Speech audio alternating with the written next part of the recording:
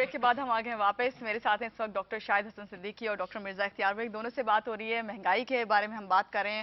اور ابھی ہم نے کہا کہ جب اس کی اتنے زیادہ ریزنس ہیں تو اس کا کوئی حل بھی ہونا چاہیے, کیونکہ تنقید کرنا تو آسان ہے مگر حل ذرا تلاش کرنا بھی مشکل ہوتا ہے اور اس کو سمجھانا بھی مشکل ہوتا ہے. تو کیا کہیں گے آپ؟ دیکھیں, پہلی چیز تو یہ جو شاہد صاحب نے بات کی اسی کو میں کہ انہوں نے خود مانا ہے کہ حکومت کے اخراجات جو بڑے ہیں جس کی وجہ سے قرضے لینے ضروری ہو گیا تھا, وہ ایک تو وار اگینسٹ ٹیرر ہے. اور یہ وار اگینسٹ ٹیرر صرف امریکہ کے کہنے پہ آپ نے نہیں شروع کر دیا.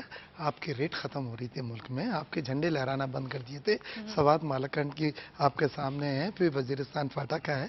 تو تمام سیاسی جماعتوں نے بیٹھ کے متفق کا فیصلہ کیا اور آرمی کو کہا کہ آپریشن کلین اپ شروع کیا جائے. تو اس میں پوری قوم جو تھی وہ شامل تھی کہ اپنی ریٹ مینٹین کی جائے.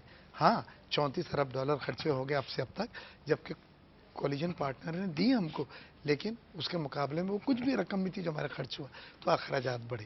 دوسرے سیلاب آ گیا, اس کو جیب میں کوئی رکھ کے نہیں لے کر آیا تھا. یہ ایک نیشنل کلائمیٹی تھی, لوگوں کو چھوڑ نہیں سکتے تھے. 20 ملین لوگ جو ہیں اس کے اخراجات بھی ہمیں ایک دم سے ترقیاتی منصوبے کٹ کرے. پہلے 100 ارب کے کیے, پھر 180 ارب کے کیے, اور اس کا بھی قرضے وغیرہ لینے پڑے. اب میں اس میں یہ تو اسٹیبلش ہو گیا کہ یہ مجبوری تھی, لہذا قرضے لینے پڑے. اور ان چیزوں کو آپ انفینش ایجنڈا نہیں چھوڑ سکتے تھے. یہ بہت امپورٹنٹ چیز ہے. یعنی آپ آپریشن شروع کرا ہے تو اب آپ بیچ میں ریٹریو نہیں کر سکتے.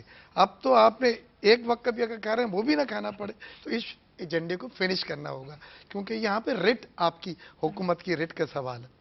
کیا کر سکتے ہیں آپ مہنگائی کو کم کرنے کے لیے؟ جو وہ یہی ہے کہ جو میں نے آپ سے پہلے کہا کہ ہمیں لوگوں کی آمدنی کو بڑھانا ہوگا. ہمارے ملک میں جو چیز ایک اور اس کے ساتھ منفی ہو گئی ہے, دانستہ یا غیر دانستہ, وہ یہ تھی کہ نئی ملازمتوں کے مواقع پیدا نہیں ہو سکے. انڈسٹریلائزیشن کا عمل رک گیا.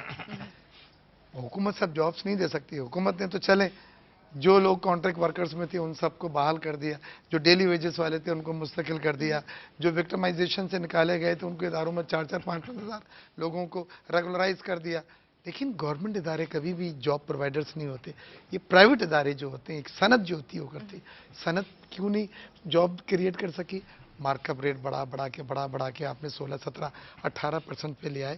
انفلیشن کی وجہ سے انفلیشن پہ قابو نہیں آیا, اور پھر لوگوں نے صنعت کاری کر کے 18% بینک کو پے کر کے کوئی بھی پروجیکٹ وائبل ہوتا ہی نہیں, وہ ڈیفالٹ ہونا ہی ہونا ہے.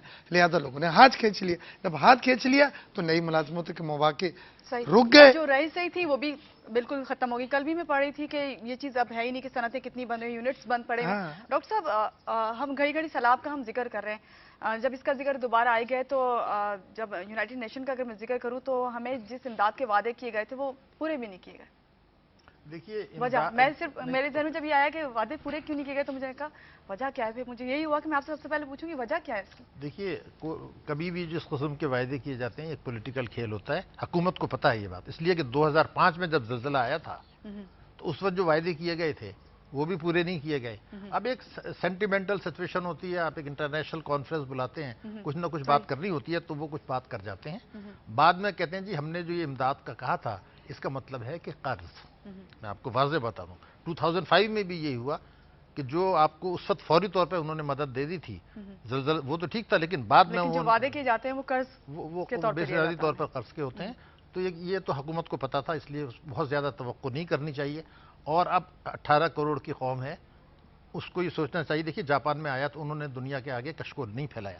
ہمارے ساتھ دنیا میں یہ لوگ کہنے لگے ہیں, میں آپ کو بتا دوں کہ پاکستان ایک ایسا ملک ہے جو کوئی بات ہوئی وہ کشکول لے کے پہنچ گئے. ارے بھائی آپ بھی تو کریں. مثلا اب دنیا یہ کہتی ہے کہ جی آپ کے شاہانہ اخراجات تو حکومت کے بڑھ گئے, حکومت نے ٹیکسوں کی جی ڈی پی کا جو تناسب ہے وہ گرا دیا. اب سوال یہ پیدا ہوتا ہے کہ جب آپ مانتے ہیں کہ آپ کو سیلاب سے نقصان ہوا, وار اینڈ ٹیرر سے نقصان ہوا, تو جی ڈی پی کے تناسب سے ٹیکس گرانا اور پھر یہ کہنا ہے جی ممبران پارلیمنٹ نہیں دیتے, طاقتور طبقے نہیں دیتے, تو حکومت کے ریٹ کوئی ضروری ہے کہ وزیرستان میں ہی کریں؟ پہلے حکومت کے ریٹ یہاں کر لیں. اس لیے کہ میں آپ کو بتا دوں کہ یہ وار اینڈ ٹیرر اب پاکستان کو لے کے ڈوب جائے گی, اس لیے کہ امریکہ اور ہندوستان اپنے ایجنٹس یہاں بھیج رہے ہیں جو یہاں کی دہشت گردی کرا رہے ہیں. اور یہ یاد رکھیے کہ جب یہ حکومت آئی تھی, مشرف نے ڈرامہ کیا تھا, پہلا لفظ تھا وار اینڈ ٹیرر کا مطلب ہے دل اور دماغ جیتنے. ابھی ڈاکٹر صاحب نے آپ کو بتایا کہ ہم نے ترقیاتی اخراجات کم کر دیے, سرمایہ کاری ہو نہیں رہی, تو آپ دل اور دماغ جیت رہے ہیں یا دل اور دماغ ان کو اور بغاوت پر اکسا رہے ہیں. اس لیے اب 7 سال دیکھیے 2004 سے یہ جنگ چل رہی ہے، بلکہ 2002 سے 9 سال ہو گئے. اب یہ وقت آ گیا ہے کہ آپ ان کے دل اور دماغ جیتیں.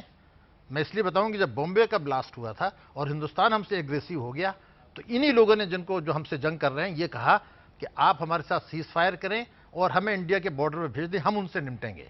تو اس قسم کی پیشکش سے فائدہ اٹھائیں. نمبر 1 دل اور دماغ جیتیں، وہاں ترقیاتی کام کریں. جنگ کوئی مسئلے کا حل نہیں ہے. تو ایک تو یہ بات ہو گئی.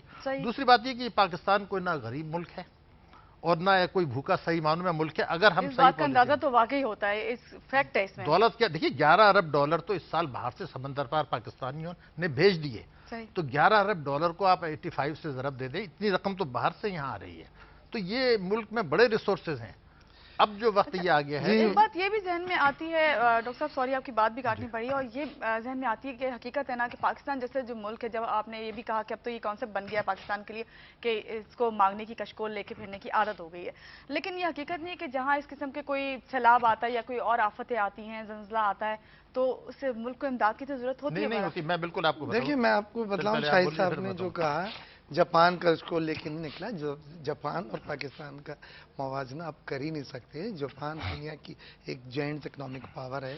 اس کی جو ریزروز ہیں وہ امریکہ، چائنا سے اور جاپان سے بانڈز کی شکل میں فنڈز لیتے ہیں. اور تو جاپان کو ضرورت نہیں ہے. ہم نے جو چھوٹی موٹی امداد کی وہ مورل ویلیوز پہ ایز اے ٹوکن ہم نے کی کہ پتہ چلے کہ ہم آپ کے اس غم میں، دکھ میں، آفت کی گھڑی میں ہم آپ کے ساتھ ہیں. ہمارے وسائل نہیں ہیں. ہماری جیب جو ہے وہ پھٹی ہوئی ہے، جیب خالی ہے آپ کی.